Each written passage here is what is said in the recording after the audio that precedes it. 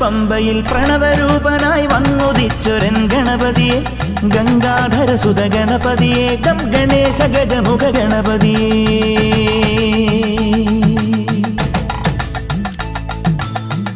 പമ്പയിൽ പ്രണവരൂപനായി വന്നുദിച്ചൊരൻ ഗണപതിയെ ഗംഗാധരസുത ഗണപതിയെ ഗം ഗണേശ ഗജമുഖ ഗണപതിയെ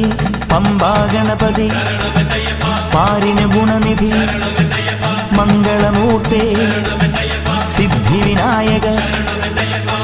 ഇരുമുടിയോടെ ഞാൻ മല കയറുമ്പോൾ തുണയ